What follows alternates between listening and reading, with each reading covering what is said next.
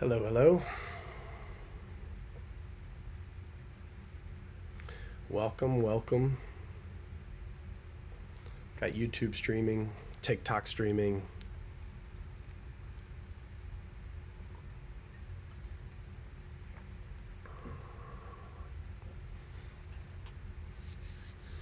How's everybody doing tonight?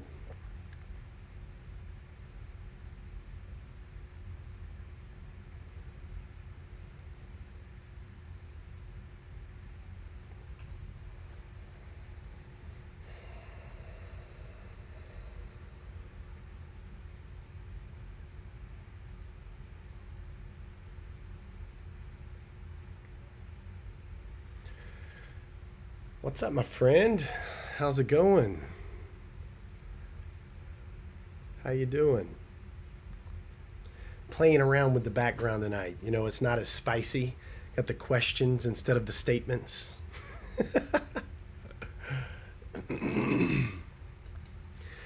The statements usually like jolt people and it starts all the firing off in the comments. Maybe the questions will be a little more subtle. But I'm only going to be on for really just a really very short period of time. Okay.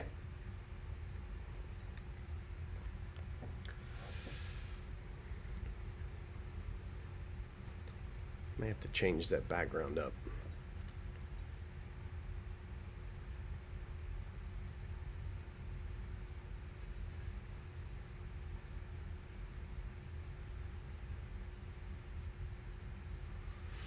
Hello, hello.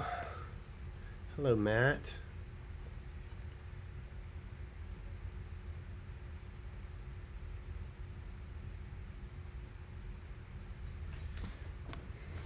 All right, I'm going to turn the fan on in here real quick.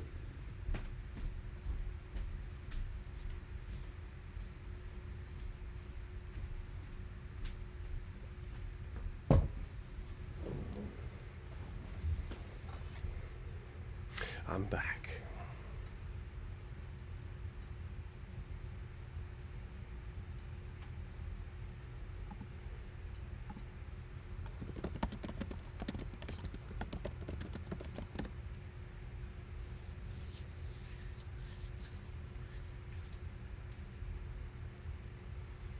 How you doing, Owen? Nature's the purest portal to inner peace. I like that. You know, and there really is, we are nature. Nature is inner peace, right? Inner peace is coming back to our natural being, our natural self, the nature of the self.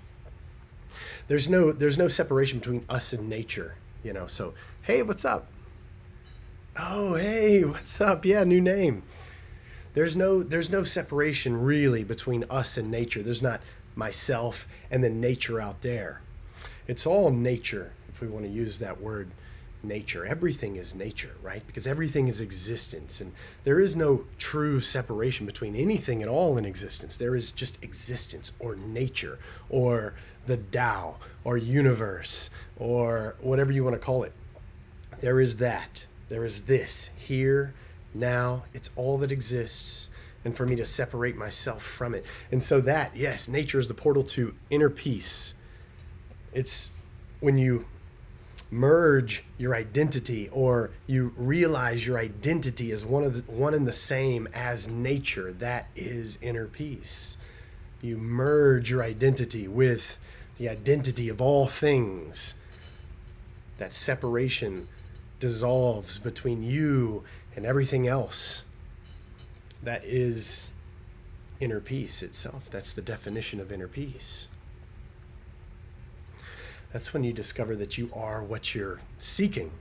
You're seeking something out there. There's got to be something out there for me. There's something out there that I need to get, to grasp, to believe in, to hold on to.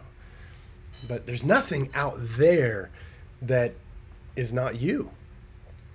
There's nothing out there that isn't existence, the whole, the ocean of being, the vast universe of existence. Yeah, thank you. that is inner peace. So I like the way you put it, and that's how I would frame it. In my own understanding, is that yes, nature, because we are one and the same as nature. But then, of course, there's that human perspective. The and the language. We use language in such a way that we look out there in the woods or in a forest and we say, "Oh, there's nature," and that has its own meaning, of course. But existentially, down at the root, at the most fundamental level, we are nature. Everything is nature. I am nature. And in that truth, in that understanding, you realize yourself in everything around you, not just in, but as. You become one and the same. You are the energy that is taking the form of a bird on the tree in nature. That's you. You're the same energy that makes that bird up.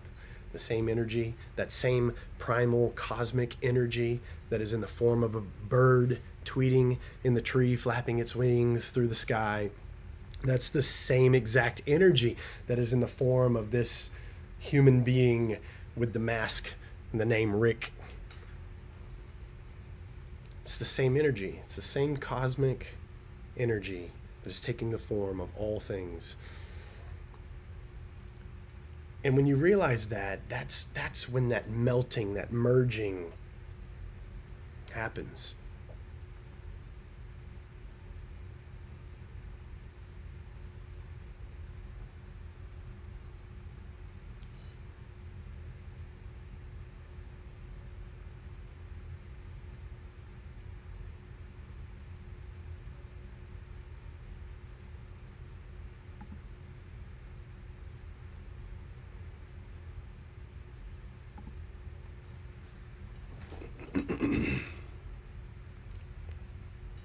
What's up, Bustin? I went a little tame on the background.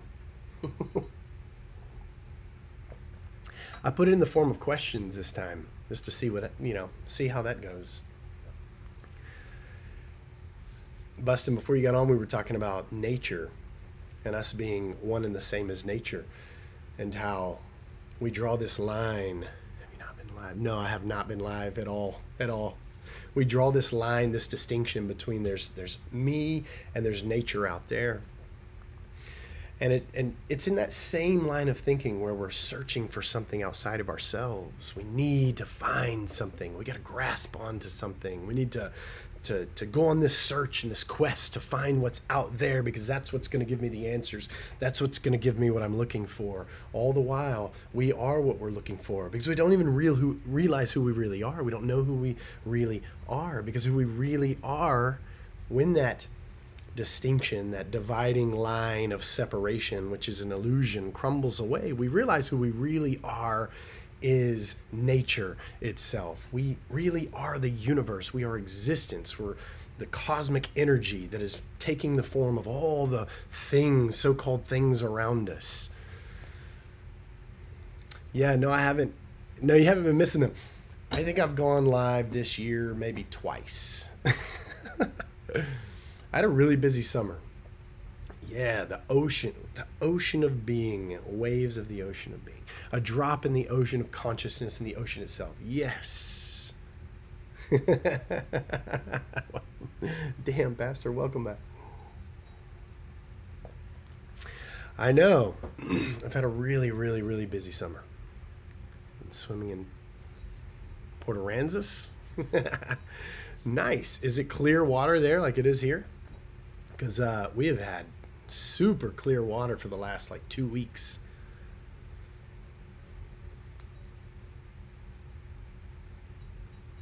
Or is it really Port Arkansas? Because I'm not familiar with that.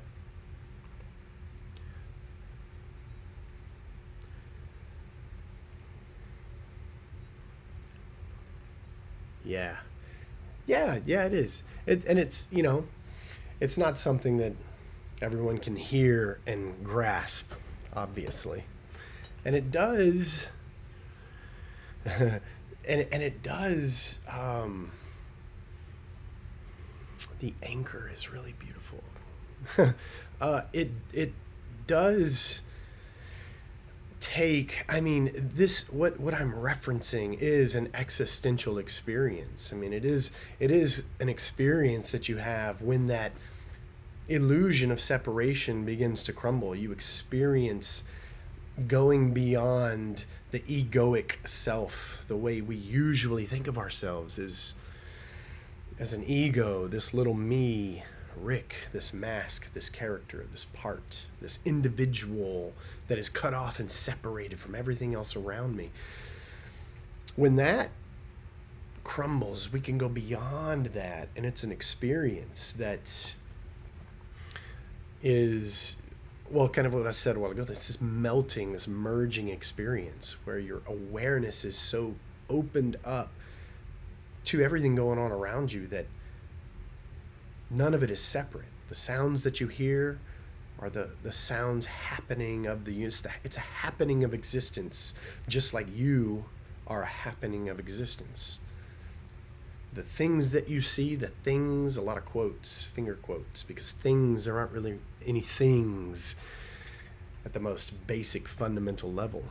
Those things are the happening of existence, just like you are the happening of existence. Yeah, seeing the whole picture. When you can back up and zoom out enough and you see the whole picture and you see what really is, and what really is this moment right here, right now. This moment is all that there is, this existence. And you are it. You are this moment. You are this existence. And it is you. And it is everything else around you. You're one and the same as it all. You are the same energy that makes up all these little waves. But really what it is one ocean. I first came across your lives a while back when I started to admit my disbelief to myself. Oh, wow. Very cool, Owen. Well, welcome back. I haven't been on a whole lot. Only a couple of times this year, I think. And I haven't been making any videos, but I've been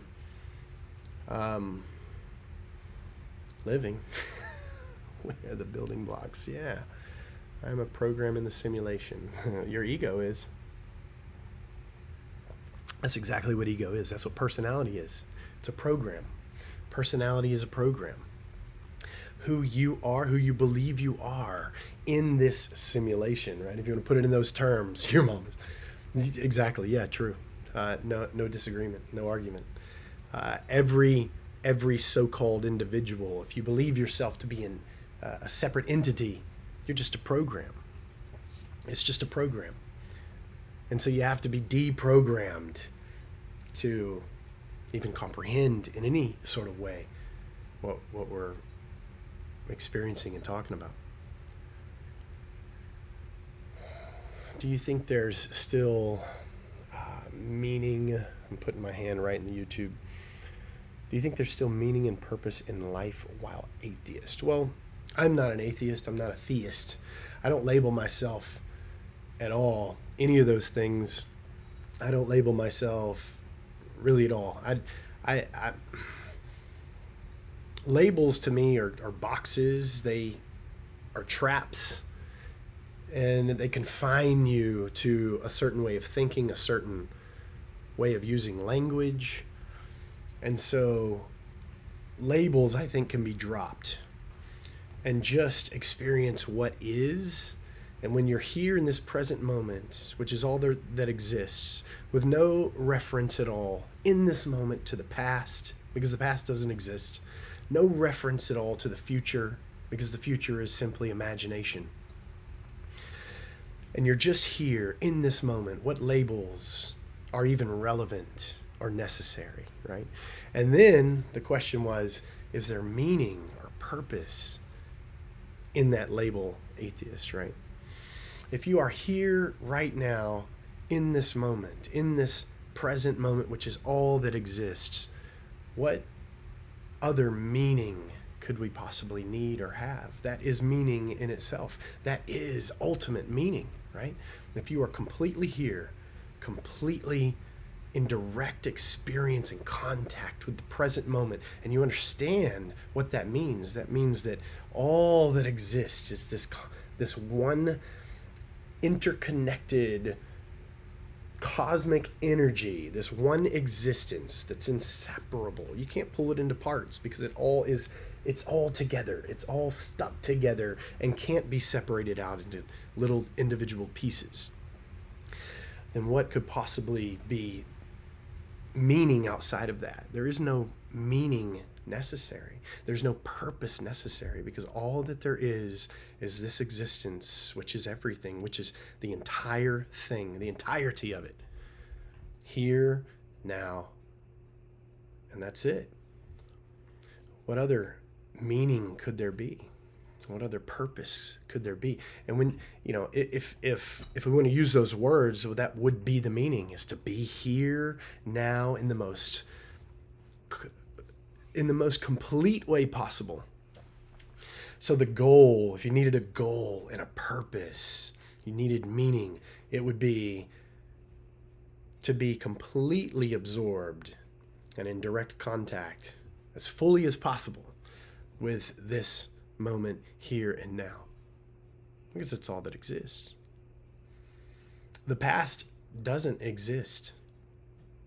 You when you're thinking of the past, it's present thought. It's just thoughts taking place in the present, stories you're telling yourself present, in the present moment. If you're thinking of the future, obviously it doesn't exist, because it's just imaginative thoughts in the present. So you're unsure, so you're agnostic. No, my ex was atheist. Oh my God, he hates religion. No, I haven't said any of that. So you are projecting some of your own insecurities into your comment. I am not unsure. I'm not agnostic. I'm not atheist. I don't hate religion, and I am not a theist. And so you're projecting your own anger and hatred and insecurity onto me. And that happens often from religious people, unfortunately.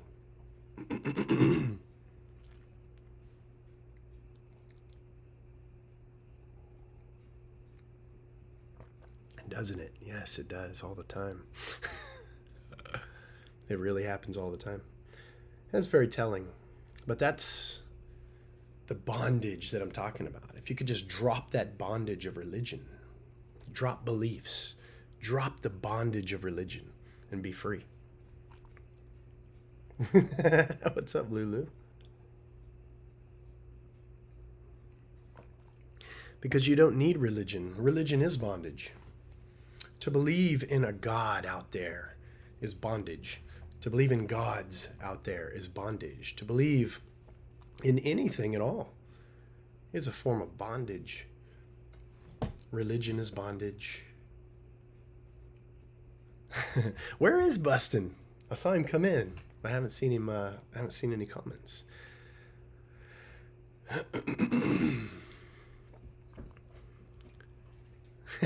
Nice.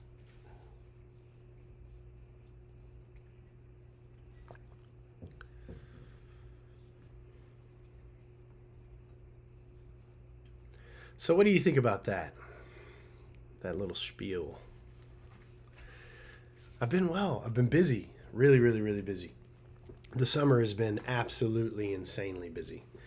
Because I have a summer business when I'm not teaching in the school year, and it was super, super busy. Oh, what's up? You're here.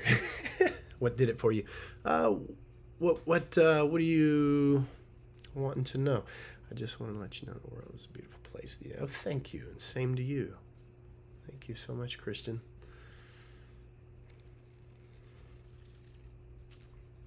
Relax, be free. Exactly. That's all you have to do. Relax, be free. Drop belief, drop bondage, drop the things that encapsulate you in this illusion of separation, that keep you trapped in the bondage of the illusion of separation, making you believe and think that you are separate from everything and everyone around you. The idea of letting go of the ego is so hard when one struggles with anxiety. Yeah, no, I know. I get it. And anxiety is something that arises from the ego. And anxiety is a very powerful emotion. Do you meditate, Lulu? Because I've been really into meditation for the last little while. Yes, Owen, I have. Yeah, I sure have.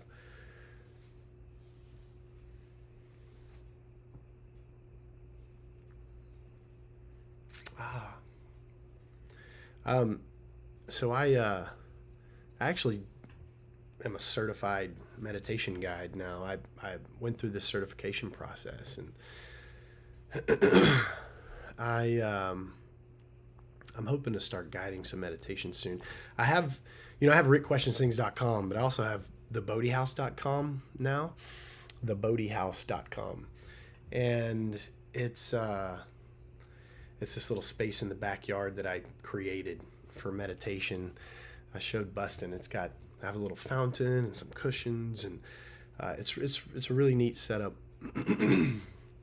But through the bodhihouse.com, I'm hoping to, number one, have like a local meditation sangha or group, but at the same time do like a Zoom.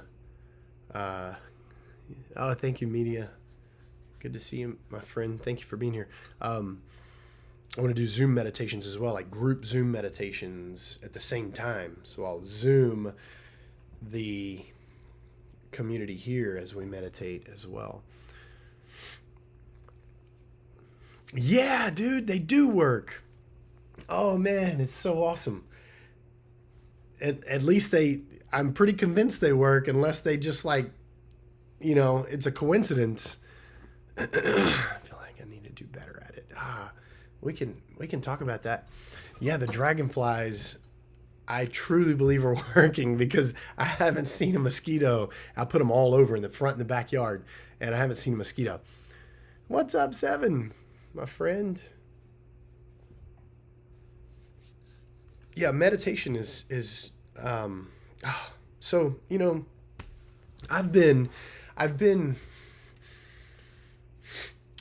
traveling, journeying through Eastern philosophy and wisdom.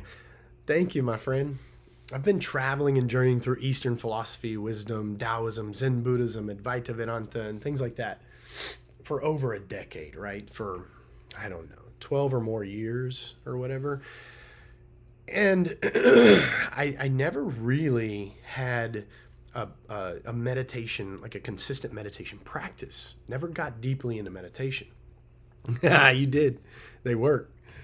I'm thinking about ordering a bunch more too, just have them everywhere. So I never really had a personal, deep, consistent meditation practice. And it was a lot of learning and experience. It wasn't without experience, but I did over the last year start meditating daily or almost daily, and learning different styles and techniques or methods of meditation, if you want to call them those, or if you want to call them that. And having that consistent practice of meditation, it's like it tied everything together that I've been experiencing and journeying through, just tied it all together and solidified everything that I've been learning and experiencing. Does it help quiet your thoughts from overthinking? Yes, so much so.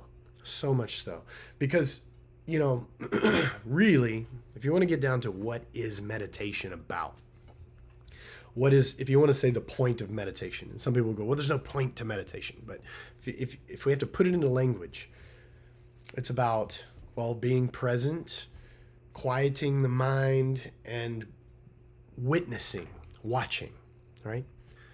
I don't know, mental peace. Yeah. So it's watching the mind, because the mind, that's why they call it the monkey mind. The mind is constantly jumping from branch to branch to branch like a monkey, right? From thought to thought to thought to thought. And that's why it's called the monkey mind. It's like a monkey swinging from branch to branch and jumping here and jumping there like a little spider monkey. That's your mind. That's the everyday mind. That's the normal mind. It's normal.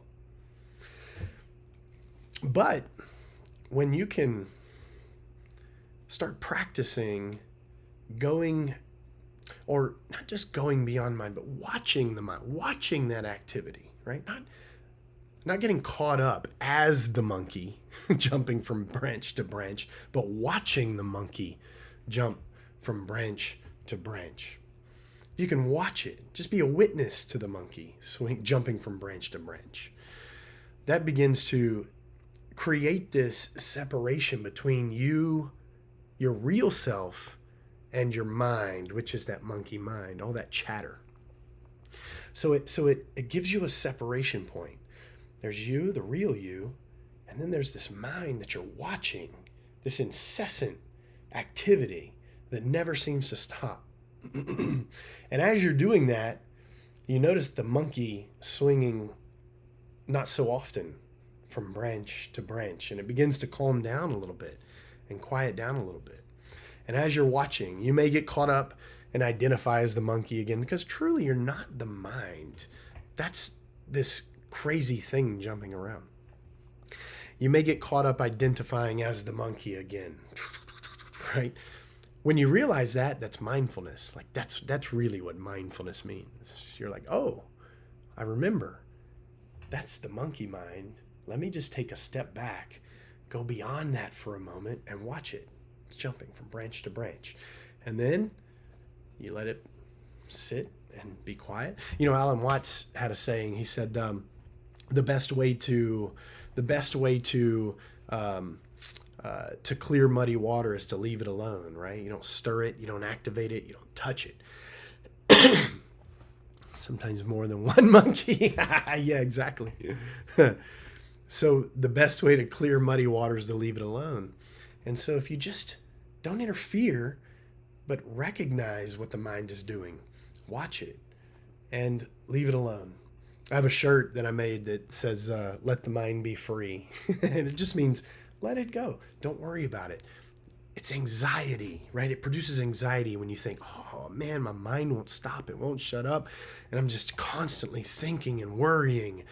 But if you can take a step back, just think about the banana.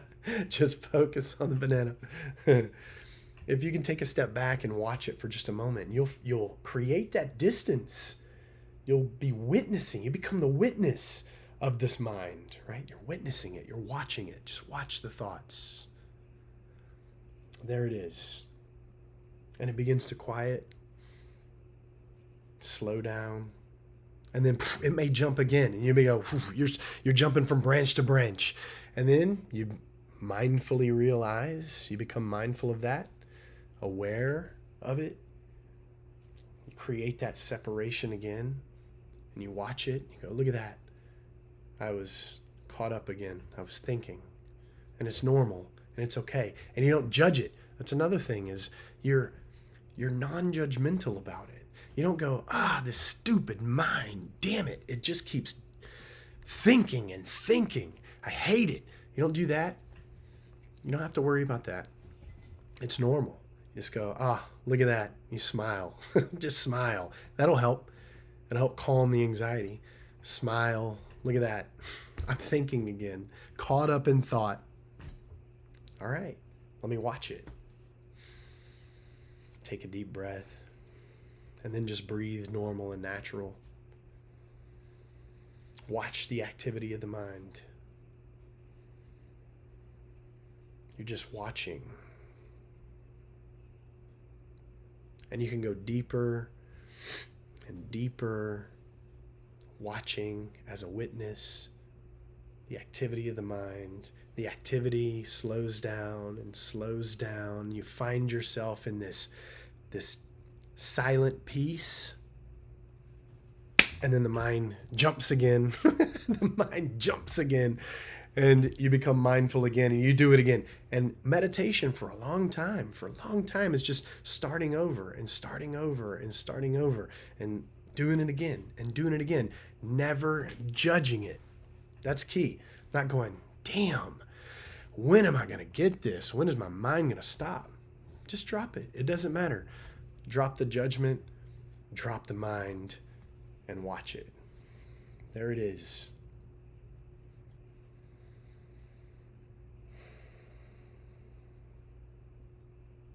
Just watch.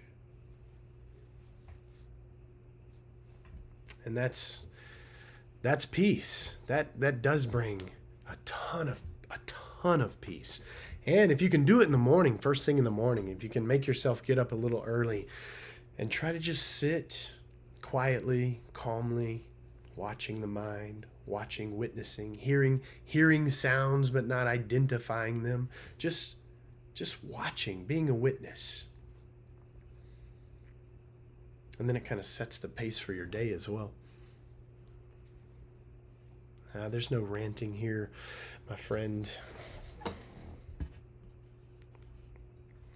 Just something you need and are missing in your life.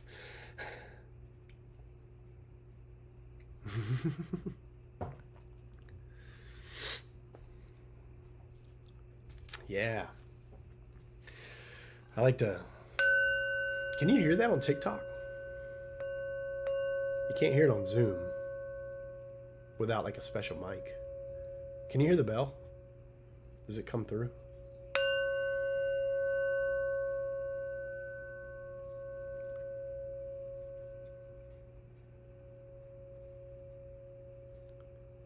Oh, cool. You can hear it. Nice. I wonder if you can hear this.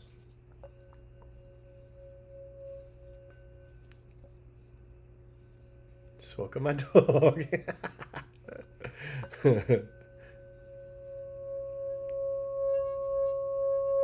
you hear that?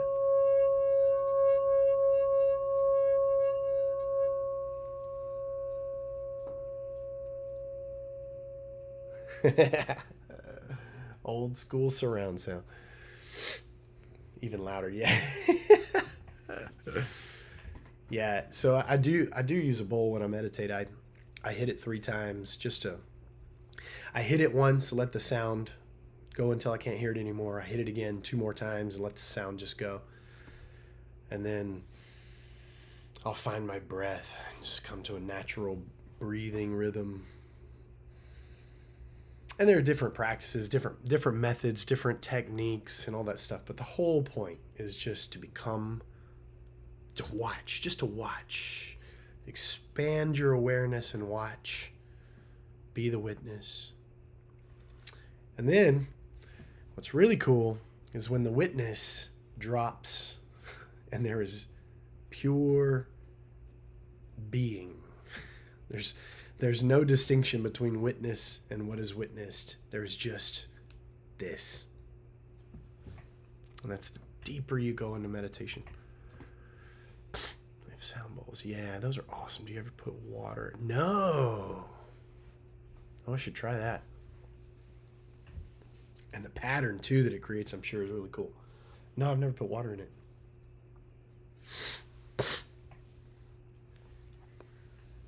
Allergies. We have like a little cold virus or something going on here, too. So I'm all like sniffly.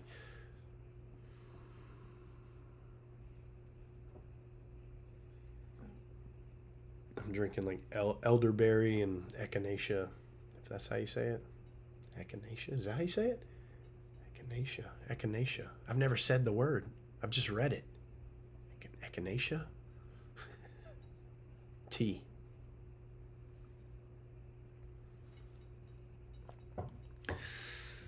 Yeah, man, I bet the patterns it makes is really cool. I'm going to do that, 7, for sure. So I just wrote a blog for the first time in a long time because I wrote it for the organization that has the certification program that I went through.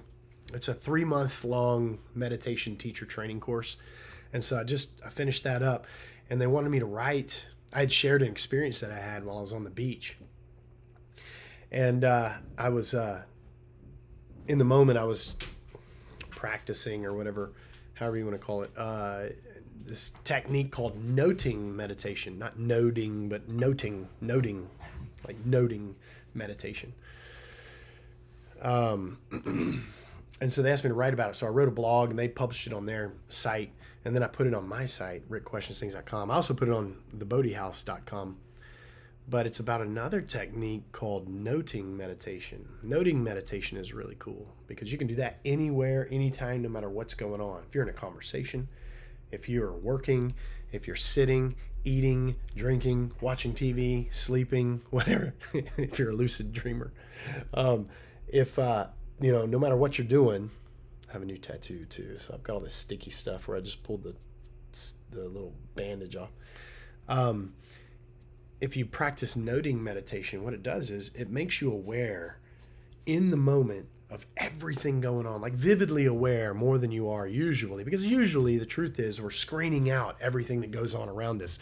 We totally miss the 99.99999% of what's going on around us. We miss sounds. We don't pay attention to sounds. We don't pay attention to the things that are in front of us that we see. We don't pay attention to things we feel. Like you don't feel a shirt on you typically. It's just there, right? You don't feel your pants. You don't feel your seat. You're sitting. You don't feel the ground under your feet. Typically, those are going unnoticed because your consciousness is screening those things out. It's happening in the unconscious basically. So this noting meditation technique helps you to become aware, more aware, at least. It expands or broadens your awareness. It opens your consciousness to that peripheral consciousness that I've called it before, where you're suddenly aware of what's going on in the periphery, in the background, or what you're screening out. Probably not everything, of course, but a lot of things. Like you notice sounds that you weren't noticing before you started this practice. You're noticing sights and details of things that you weren't noticing before. It's almost like a mushroom trip, like you become really, your senses become heightened, but in a good way where it's not overstimulating. Like you feel this sense of joy because you're experiencing the present in such a real way, like this direct contact with everything that's going on, all the sounds and the sights and the feelings.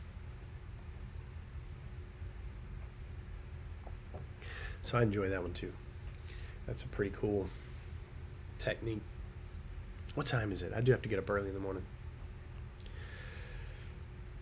All right. Well, how long have I been on? 38 minutes, 40 minutes. I should probably get some sleep. I'm going to read a little bit. Yeah, so good to see you too, Lulu, and Seven, and Bustin, and who else is on here? All of you guys. Tim, thanks for being here. Ariel, thanks for the follow. Green Goddess, hello, my friend. Yeah, this is a shark tooth. So this summer, I went to Laguna Beach, California. Took the family, we went to Laguna Beach. I have a cousin that lives in Laguna Beach. It's just perfect. I mean, it's just paradise. It's absolute paradise. The weather is unbelievable. The temperature, there's no humidity. Humidity here is outrageous. Like right now, it's 9:40 almost p.m. If I walk outside right now, I'm going to break a sweat, like a bad sweat. I'm going to start sweating really bad because the humidity. Thanks, Bustin. I love you, my friend. The humidity is so bad. There's no humidity, no mosquitoes, and there's surf. So I got to surf a good bit, surf some good waves. Anyway, while I was there was this guy that has a property, and he finds all these fossilized great white tooths and all kinds of other stuff, and he puts them. He kind of matches the tint of the tooth with the rope that he puts it on. This one's kind of got a green tint, which is my favorite color. And so I saw it. I was like, man, I got to have it. It was like at this art festival, the Sawdust Festival. That's what it's called in Laguna Beach, the Sawdust Art Festival. Incredible little festival they have. And they have it, I think, every day during the summer. Anyway, it's really cool. Maybe even more than, it's probably still going on, I would think. Oh, your eyes are green. Mine are hazel. That's why you're green, Goddess Tara. Nice. Nice. That's awesome. Yeah, it's epic. I love it. So it's, to be honest with you, I do have this fear of sharks. I'm a surfer. I love to surf. It's my passion. And I have this I do have this like lingering fear. I've gotten so much better with this fear of sharks, but I do have this underlying fear that I've had since I was a child. Like, I've always admired sharks. I've loved sharks. Sharks were my favorite animal growing up, but I was always like really afraid of them, and I still have that lingering fear. So I don't know. I just like kind of wear my fear, and oh, my device is heating up for some reason. I'm about to go anyway. But I ordered a shark bands too to wear while I'm surfing. It's supposed to repel sharks. At any rate, it gives me peace of mind at least.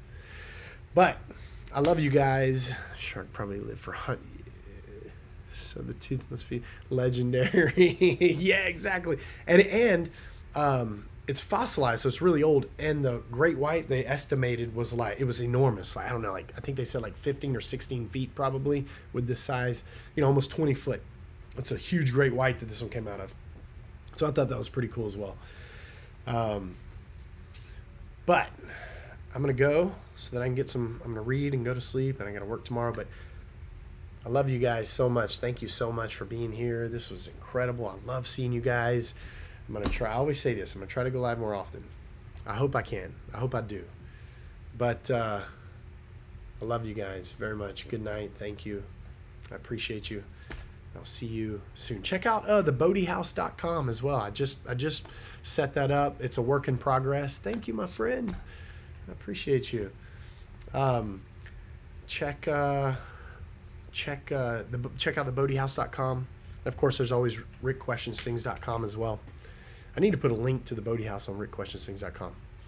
But anyway, you're awesome too. I love you guys. I'll see you.